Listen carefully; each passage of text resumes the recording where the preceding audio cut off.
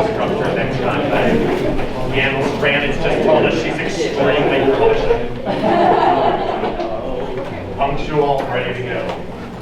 I'll pass these back at the end. Looks like she's done a nice job. Sorry about last time, you guys. I guess let's start up. Sorry about last time. I ran out of memory on my card, so I haven't computed that I can do like 6 classes without emptying my card, but I've gone and let it record for 20 minutes as I was doing Q&A session after class. So, oops, my bad. No big deal. We weren't too far into this problem. We left off talking about the normal posterior, so I'll remind us everything we said last time. So another example, just to get acquainted with being a parametric Bayesian. A Bayesian, you can just think of it that way. Homework 1 is out. We'll go through it in just a second. I think it would be more beneficial. I kind of waffle back and forth. Do I do the review session, you know, the Thursday before it's due? And I think that's probably the most beneficial. Get you guys started early on it. I kind of, you know, there's pros and cons to both. Again, I hang out for about a half hour after the class. We can go up towards my office. If you guys have questions, you can ask on Slack. Plenty of points of contact. Yanran's available on Slack as well. She'll be answering those sort of questions.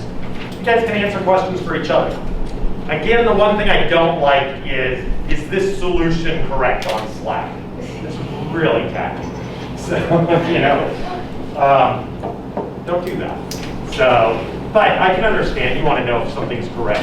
Eventually you'll be able to validate your answers. Like I used to know if my answers were right, because I have like 2 ways to attack them and I can verify something about the answer. That's what I do in my research. So I have to verify everything's right. You'll be able to build skills for that. Let's just talk about this homework 0. And I'll tell you what I think the answer is. You know, some people are kind of all over the place with it. Some people had really good, concise answers.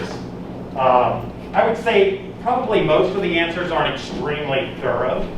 And the thoroughest answer is Stephen's paper that he wrote for us, you know? So Feinberg put a lot of work into it, and he wrote a lot of stuff. Here's what I think the paper says. Now again, the question is when did Bayes become Bayes? You know, when did we start saying the word Bayesian? And that's the question. So it's in quotes. When did we start saying that? And there's a few answers to the questions. This is my most thorough summary. So I think Fisher said it first. That's what Feinberg tells us. I wouldn't say he coined the term, but it's not quite clear what that means. You know, it's like, what am I even saying? So I'm not being all that specific. So it's like, who came up with the term? I guess Fisher gets some credit because he wrote it down first, but nobody listened to him. So it's like the thing about the tree falling in the forest. Nobody knows, you know. I know the answer to that question. Tree makes a sound, but it doesn't matter because nobody heard it. So nobody heard what Fisher said. And he didn't mean it in like a, you know, let's do this thing. He was saying it in kind of a derogatory fashion. So Fisher, just for the record, early on was kind of an anti-Bayesian guy. However, he really liked likelihood functions. And you're like right there, ready to take that leap. And he was adamant, and we'll talk about what Fisher said in this problem. He was adamant that what he was doing was not Bayesian, but what he did and the Bayesian solution happened to be exactly the same. It's just that he didn't like to say it that way. So there's kind of a fashion to all of this. You know, what's the aesthetic to it all? What are you actually doing? So it's kind of interesting. Humans are weird. They get hung up on these things. Fisher said it first, so we take that as the correct answer. I think what happened is a little bit more complex. So I think Bruno De Finetti, who was a probabilist, he said the word Bayesian, I-E-N. And he had written that down in the title to a paper. Jack Good saw it, I.J. Good, and he thought that that was interesting. And so he took that word, he started using it. Now I would say, unfortunately, a lot of people weren't citing Jack. He wrote very long papers, and he wrote a lot of them. So it's kind of one of those things that he said too much. And so people were having a hard time reading through his stuff. He took it to Savage over at University of Chicago. Jack wasn't here yet. So Jack spent 25 years in this department. Probably who will go down as the historically most strong statistician that came out of the department. Of course, I say that because I'm a Bayesian, and he was a bit of a Bayesian. So there are other contenders for the title, but Jack was up there.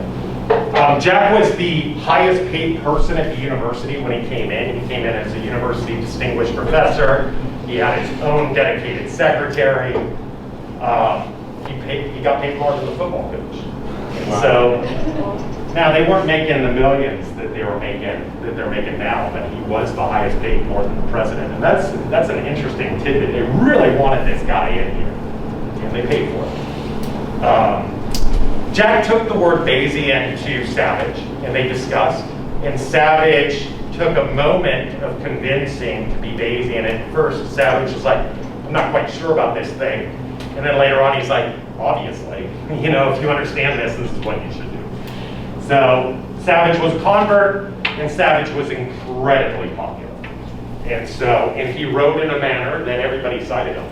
Had a lot of students. That has a lot to do with it, how many PhD students you have that are passing on the torch. So I would say Savage popularized the term. And then you've got guys like Lindley that come in and really started driving this stuff. So I think all those other answers, these guys all contributed to the formation of Bayesian statistics. Those are all answers. The question's a little different. Who came up with the word? Who started using the word? So I usually say it's the product of the three players, Dave Finetti, Jack Good. He catalyzed it. Dave Finetti was the spark. Jack Good started pushing it, and then it got a lot of momentum through Savage. And if you said any of those, four answers, Fisher, Dave Finetti, Jack Good, Savage, I agree with you. But of course, not one person gets credit in history. Interesting tidbit, what made Bayesian stuff really popular? It wasn't the naming of Bayes, and it certainly wasn't the philosophical arguments that converted some people, but what was it that made Bayes so popular? Why are we all studying it today? I think the computational techniques to be able to compute everything that we need to compute, those have become refined and enhanced, and so it's a usable framework. So we like it for maybe practical reasons. But all the philosophical stuff, the averaging, the Bayes optimality of averaging, it's still all there. Who's the founder of Bayesian statistics? Obviously, I'm being a little bit cheeky when I say it's not Bayes. Bayes has something to do with it. He comes up with the probability rule, and Laplace is probably the one that started using it in a statistical manner. So, hard to say. Did he make it really popular? It was incomplete until we started having the computational resources to be able to compute things. That doesn't happen until the 90s. Okay, so enough history. That's what I think the answer is. And if you were kind of in the ballpark, you got most of the points. Yan marked off for if she thought your graph was a little bit sloppy, if you didn't plot it all on one graph, things like that. It's probably a -1. If you got that, no big deal. It won't impact your grade. It's just an indicator to you that maybe you can clean it up a little bit. So hopefully that's fair. If you have any problems with the grading of the homework, you can always come and see me. We can talk about it. That's probably the most important thing. You might be able to convince me to give you a point back. So yeah, no big deal. If all you're interested in is the point back and you don't want the discussion, don't bother. It's like, why even waste the time? Okay. But of course, if your neurosis gets to you and you have to have it, come and see me. Homework 1 is out. It's a little bit long, so let's just look at it real quick. I'm giving you 2 weeks from Monday. I posted this on Slack, so hopefully you keep tabs on that page. But problem 1, it says xi's are coming from a normal. There's n data points. I'll be going through this example today. we'll play around with one data point, but I'll write down the likelihood for you, and we can answer that first question. What's the likelihood function? So being able to write down the likelihood function is the precursor to being Bayesian. So if I give you a hierarchical model later on in this class, writing down the likelihood function is kind of the critical key piece. So what's the reference prior? Now I give you words like this just to build your vocabulary. It means you can look it up, see what it means. It's that, basically that Kullback-Leibler thing that I was talking about, where you kind of look at what happens as n goes off to infinity. So I'm giving you words, but it turns out the reference prior is this, proportional to 1. So I'm just telling you something under the reference prior. I'm not asking you to prove anything. I just want you to build the vocabulary. And I'll spin the vocabulary around a couple times on problems and maybe change notation. So I think it's important for you to be flexible. Be able to see things, you know, under different terms, see things written slightly differently. We always have to get used to that. Find the posterior distribution from mu. Probably can do it in one step. We'll talk about that. Problem 2 has to do with its beta binomial thing. So specify the posterior distribution. Now, I apologize for using P of P. You know, you're recycling this notation. This one's a function. It means probability density, and that's the parameter P. I could use X, but I like to just kind of blur the boundaries of what's acceptable. You will see this. So hopefully you're nimble enough to deal with it. So I want you to work through and basically just write down what that posterior is. Again, we've done it in class, so just practice for you. Problem 3 is just like problem 1. The mean function's a little bit different, and you're placing the prior on the parameters beta. But I would say the mathematical mechanics are exactly the same. I would do this linear algebraically if I were you. I wouldn't express it like this, but if you did it, you should get the same answer that if you write it like this. So I'm going to warm you up to some of your matrix notation and do things in higher dimensional spaces.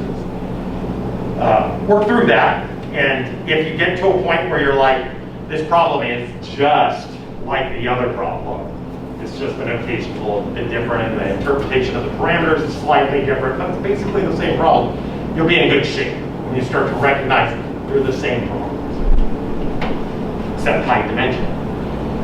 So we'll aim towards that.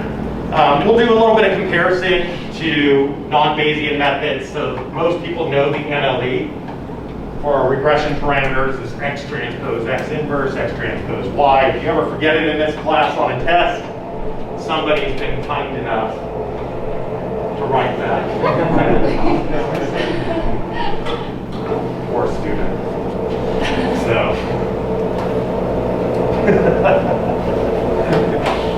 Okay, I gave you a problem out of Peter M. Lee's book too. There's a supplement on the web. You can look at it, read through the framing. I typed it up. You don't have to go and get this book.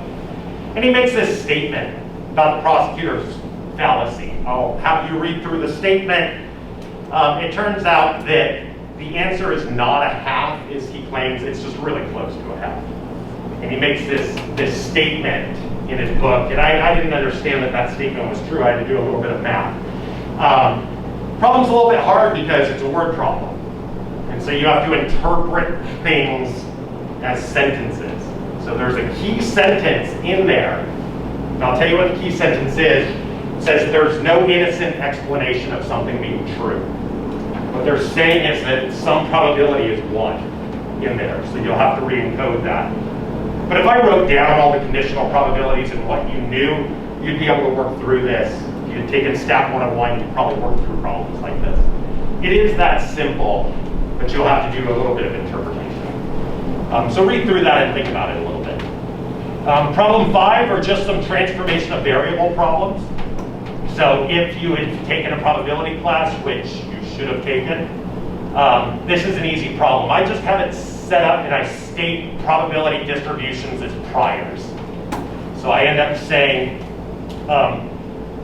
find the distribution on P lambda. What I give you right here is the distribution on P is uniform.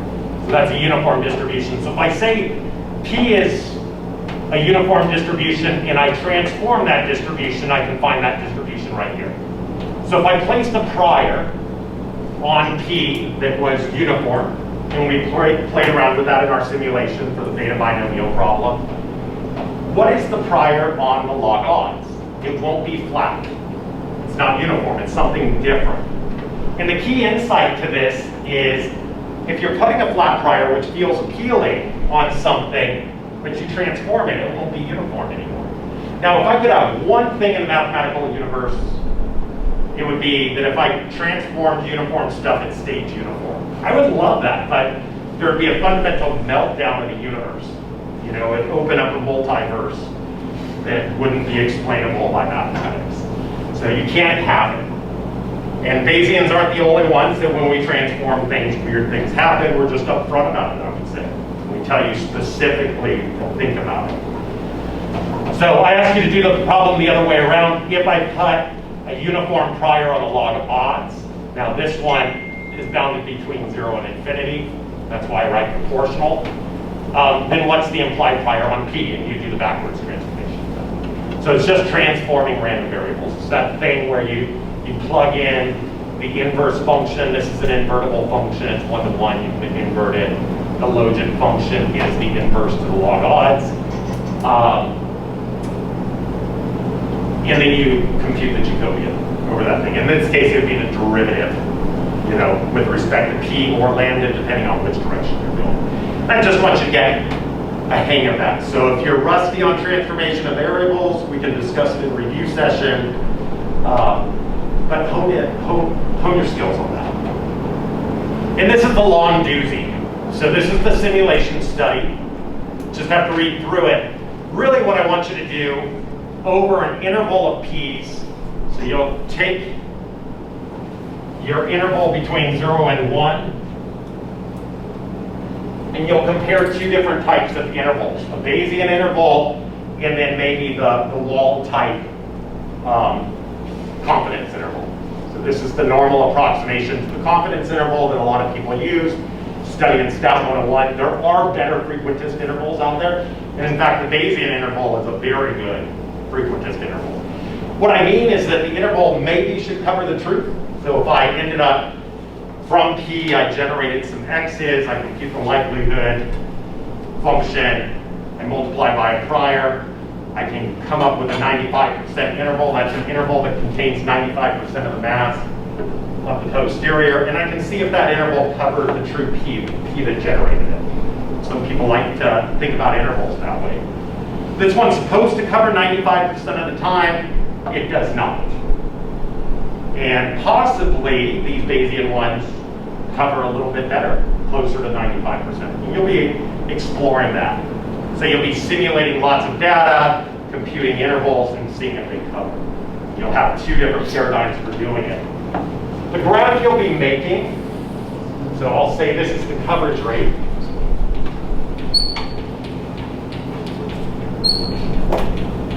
You'll be doing this like 10,000 times for an interval, and so you can put that on either a probability scale or an absolute count scale. It won't change the way your graph looks. But you'll be looking at P is between 0 and 1. I can't study the full continuum because we're only human and we can only count things, you know?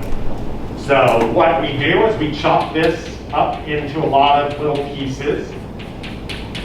And for each P, let's say I'm looking at this one right here. So I'll just say whatever that is. Maybe this is like 0.35. That's my true P. I'm going to generate some X's, and I'm going to compute some intervals. And I'm going to see how often those intervals cover the true P.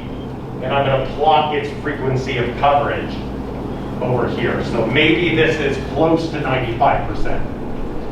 So 95 is what you would like it to cover. Maybe it covers a little under. Maybe over here, on average, we cover a little bit more. Obviously, the variability is a big deal of what's the variance in coverage, but we're just going to study the average coverage. And you'll build up some little thing right here. And what you would like, this would be good if you covered something like this. So if it were around 95%. And a little over, a little under might not be a big deal. Now I will say, while it's possible to cover exactly 95%, in most problems you will not. So imagine if you had something like 31 observations. To cover 95% of the time might be very hard to do, you know? And so you might not be able to get that fraction of coverage 95% of the time. There's some discrete nature to things. So let's say true P was, you know, maybe 51 or something like that, and I had 30 samples. So out of 30 samples, you know, I can get 15 of them to estimate 50%. But if I had 16 successes, it would be over that 51%. And if I had 15 successes, it would be under that 51%. And so you can't hit exactly the right key. And so there'll be some discretization to it, and I want you to think about it.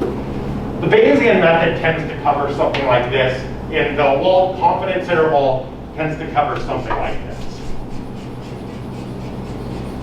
Just so you know where you're aiming. It does really poorly around the boundaries. And it covers okay in the middle. And so that's what you'll be aiming for. You'll study this under different sample sizes.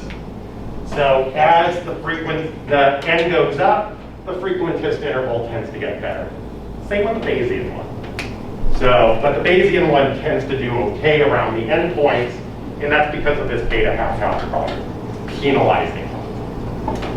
I asked you if you're surprised at the results, and maybe you are, maybe you're not.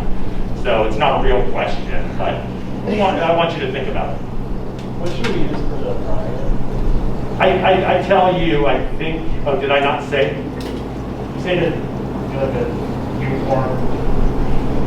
Yeah, Bayesian, blah, blah, blah, blah. So what's the, oh, I don't tell you which prior, right? I just tell you to compute the posterior. So, yeah, let's pick a good one. Okay, so for this problem, part 6,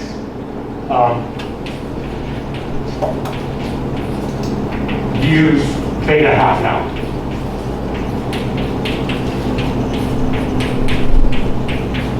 I'm supposed to be telling you like the Bayesian thing's good. So if you use like a beta 10, it wouldn't work very good. So under small sample sizes, under big sample sizes, it would work pretty good. And so you can test that a little bit. I want to warn you that as written, the computational time to compute the Bayesian thing is very extensive. It's going to take you over a day to run this simulation study. As written. If you know some tricks to speed it up, you can use them. That's okay. But if you try to code this up 4 hours before it's due, you will not make it. So start early on this. So get started on this ASAP. Just start coding this thing up. It's not that hard. You know, it's probably like 20 lines of code. Who knows? Could be 1,000 lines depending on how you code them. So it's not meant to be difficult. You're going to be using the same samples from both things, so a proper comparison for each time I compare whether or not the Bayesian interval beats the walled type confidence interval, I should be using the exact same samples. Now, if you didn't store your samples, I wouldn't be able to tell. I'd be seeing on average effects, and they would be pronounced in this graph.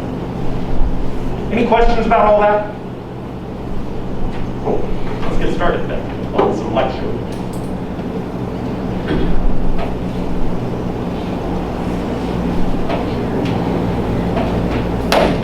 Okay, back to the normal posterior. So let's just write down what we have.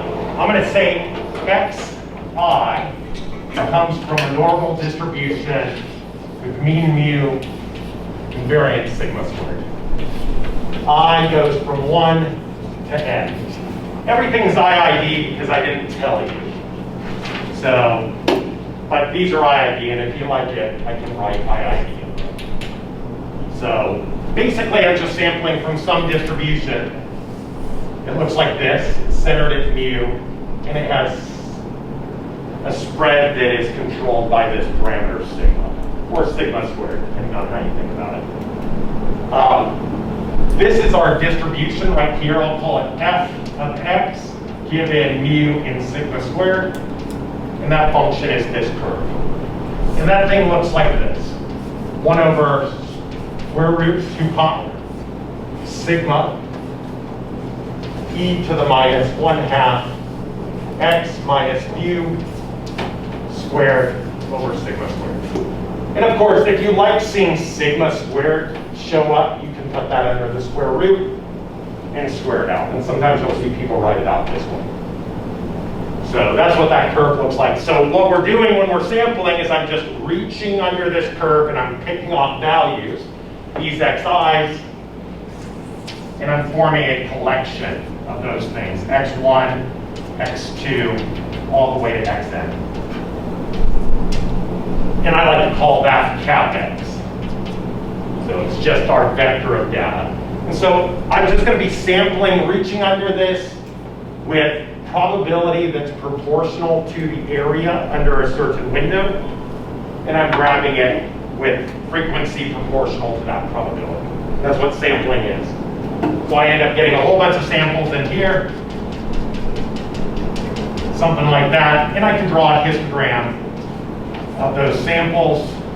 And if I normalize that histogram, it would look like that. And the more samples I get, the more refined that histogram gets. So that's what sampling is. Let me just ask a question. What's the likelihood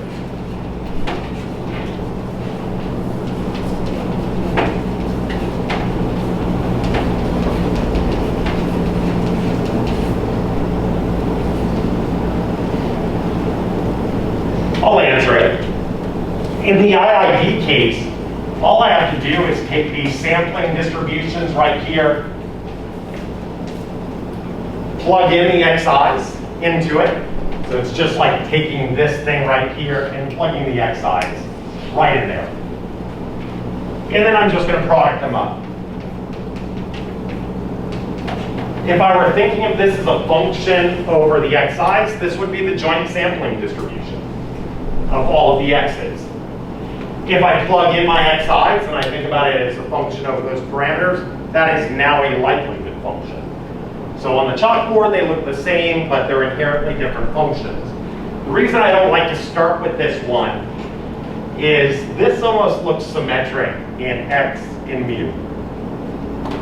And so the likelihood function looks kind of like this bell-shaped curve, but it's centered somewhere else. And so it's hard to distinguish the likelihood from the sampling distribution, because if I didn't lay it in the graph, they would look exactly the same. In the beta binomial problem, binomial function, sampling distribution is discrete and the likelihood is continuous. They don't even live in the same ranges. So that's probably a better problem to distinguish what the difference between a likelihood function and a sampling distribution is. But I'm going to say this thing right here is going to be proportional to the likelihood. And I'm going to be thinking about this problem right here, at least for the time being, is sigma squared is known. So I'm only going to be doing inference on mu. We'll change that later, but let's just start easy. And then we'll do inference on the variance. So this is going to be the likelihood of mu given my data. And I might be polite and write down and sigma squared just to let you know that I've given you that thing. But it's pretty common to just omit that from the notation. In the back. When you mean later, you mean assuming that mu and sigma are unknown, or then flipping it and assuming. Yeah, so later we'll do the full-blown joint inference problem. Right now, the hand of the statistical god is coming down and giving you sigma squared. So you know it, so you just plug it into the equation, and you don't need to use x's to infer it. So in a little while, in like a couple days.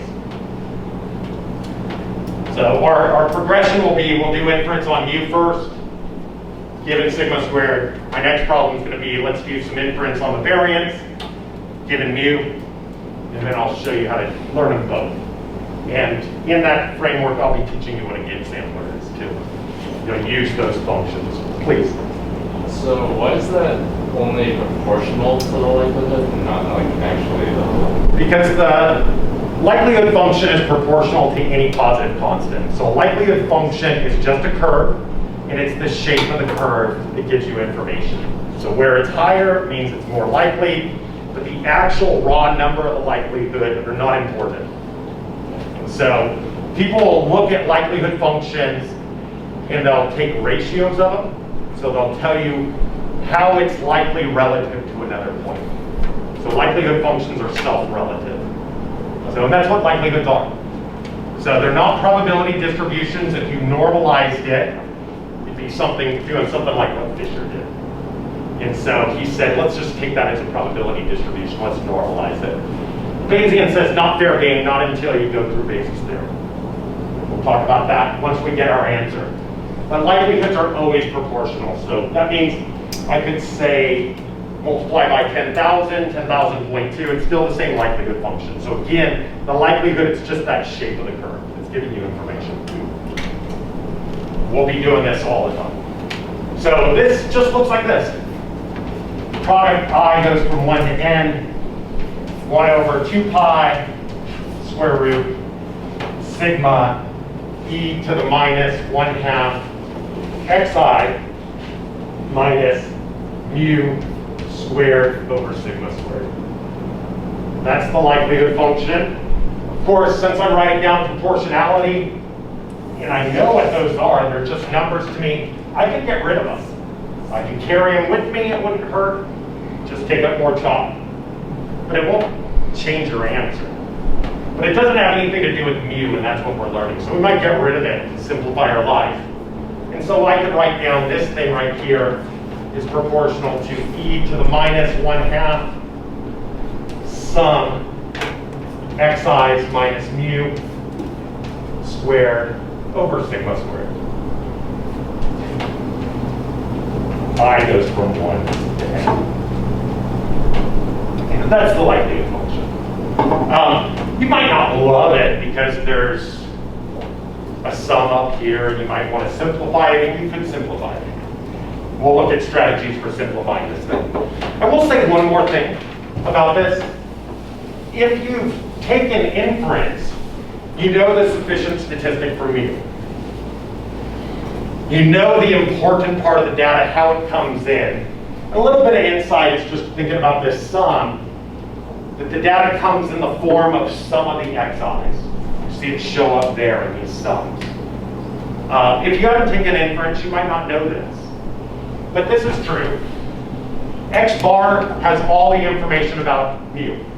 We're not going to prove that in this class, and I'm not going to go through the factorization theorem or teach you what sufficient statistics are.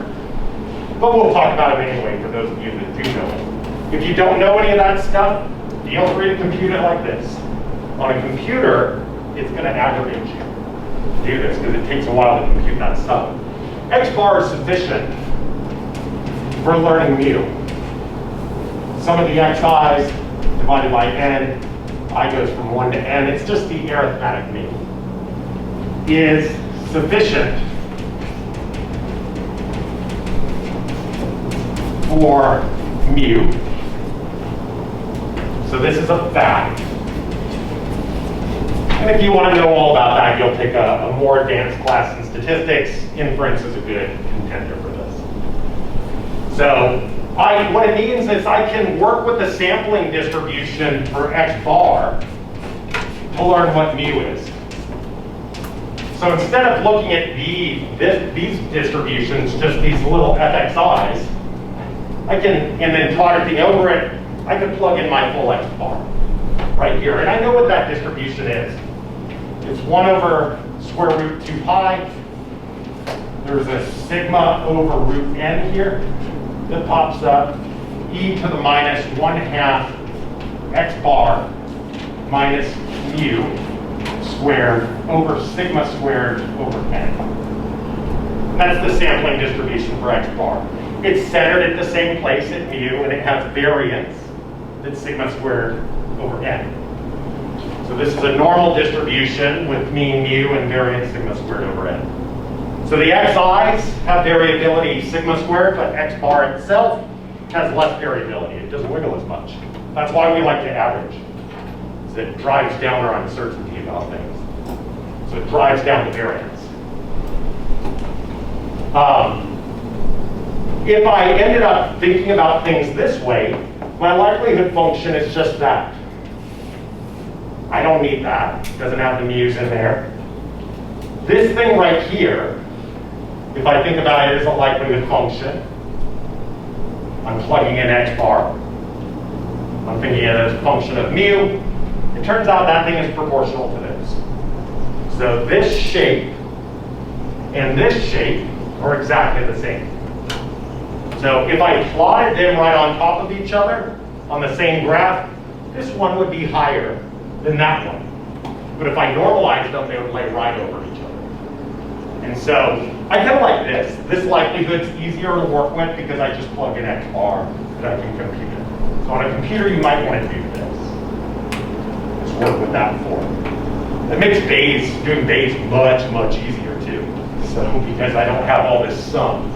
But I'm going to teach you to work through that algebra. Somebody over here?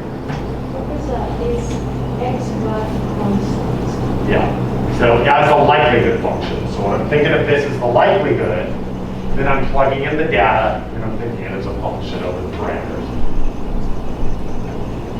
So this is if I think about this as a likelihood, right here I plugged in x bar. Where does n come from? What's that? Where does n come from? N is the sample size, right here. So that's this. How many samples I have. It's the same N as that N. So it's the number of samples you see. But how did you introduce it into this probability? How did I come up with it? I could come up with a variance of x bar at sigma squared over N. If you don't know that, prove that to yourself. If you can't, ask me in a review. And I'll do it. It's a stat 101 problem. But that's what happens. Law of large numbers means variance is coming down. You know, central limit theorem tells us this, so we know this for a lot of reasons. So you need more familiarity with the normal distribution, and you'll get it in this class. But if you don't like this, use that one. So you'll be able to convince yourself they're exactly the same thing.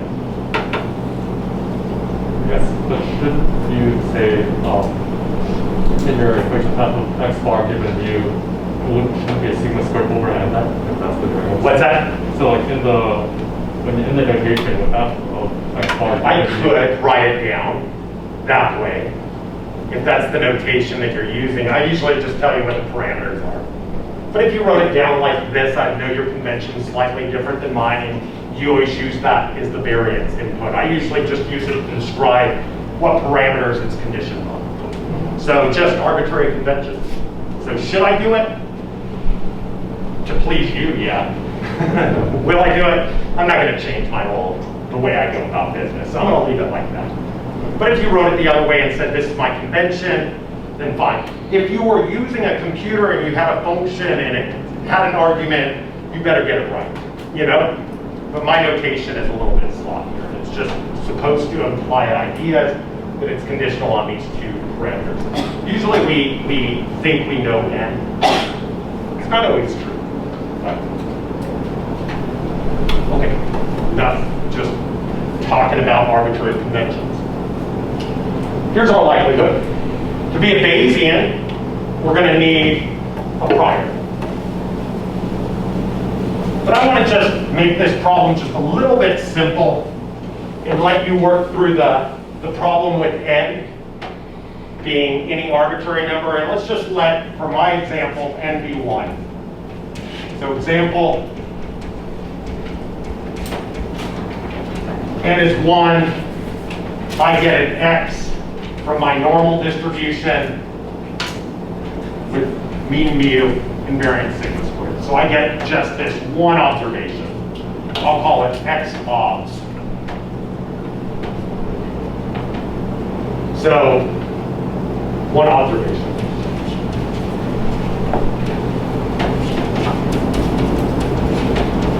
Make things a little bit simpler just for today. We answered this question last time. What's the conjugate prior?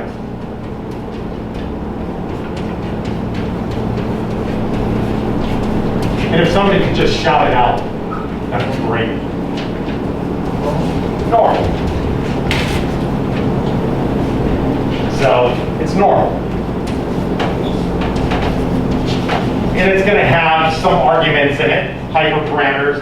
I'm going to just call them mu naught and sigma naught. And I can put a square there so I'm consistent, but I always forget to do it. So bear with me. Sometimes I write sigma, sometimes I write sigma squared there. Sometimes I write other things. If you want me to do the square, I can. It used to irritate me when my professors didn't get it exactly right every single time. But it doesn't irritate me now that I'm up here.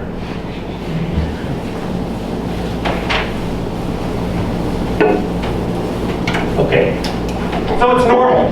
And if you can't see that, let's verify it. Let's just see. What it means is that if my prior is normal, if it's conjugate, then my posterior will also be normal. So in terms of a sequential updating framework, all we're doing is we're changing the parameters of the distribution. We're not changing the distribution itself, not its functional form. So this can be convenient. So let's just work out what the posterior is. The posterior, and this is what makes you a Bayesian. So you multiply these two functions together. So, and it's going to be with the conjugate prior. So this is going to be pi mu given x sigma squared. Right here. And so I'm going to write this down. This is going to be proportional to my likelihood for mu given x obs. That's my one sample. What I got to observe. I've got a sigma squared floating around in here. It's known. And then I'm going to write down my prior distribution. Now, there's some notational issues. There's always a notational issue, it seems like. What do I write down right here for this to be true? What I'm always thinking about is if I condition on something over here, then I probably should condition on it everywhere. So I'm always inclined to write this down right here, but a lot of people don't like to write that down. They say, look, you're given sigma, just write down pi mu. And if you want to do that, you'll be just like everybody else. So, but I like to just distinguish what you know right here. So I think this is the correct framework to write down this thing. If you wanted to divide by the normalizing constant, it would be exactly your posterior. So we could do that. So likelihood mu x obs sigma squared pi mu given sigma squared. And I'm going to integrate over mu, and this is a definite integral computed over an actual range. So it has nothing to do with mu down in the denominator. So it's just a normalizing constant. Let's just talk about this right here. Pi mu given sigma squared. If I gave you sigma squared, does it tell you anything about mu? So if I told you, hand to the statistical gods, sigma squared is 4.2, does that help you to think about mu? It's not real information right there. And so you might just be thinking, well, I'm going to get rid of this right here because mu is conditionally independent of sigma squared. And so it's independent of sigma squared by inference on mu. And usually the way we write that down is just to get rid of the sigma squared right there. We just throw it away. Now you might think, I want to actually use sigma squared and plug it in right there. And I want to use that sigma squared. And you could do that, and we'll talk about that. And then you might be willing to express that notationally. I'm going to leave it just like this, though.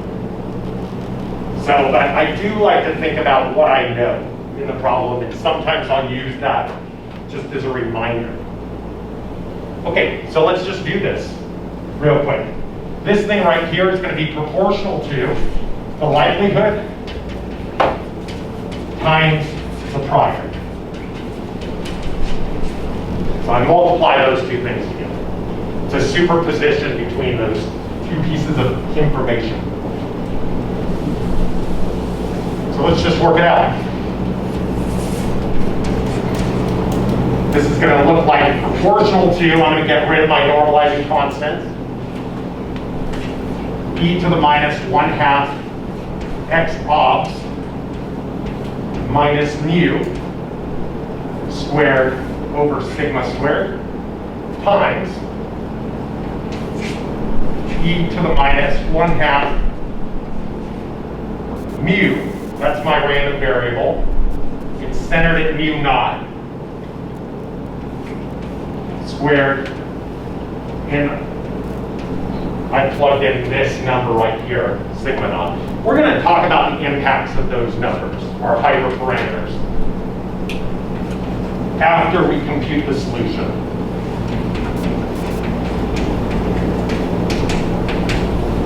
Are you saying that those two are times each other?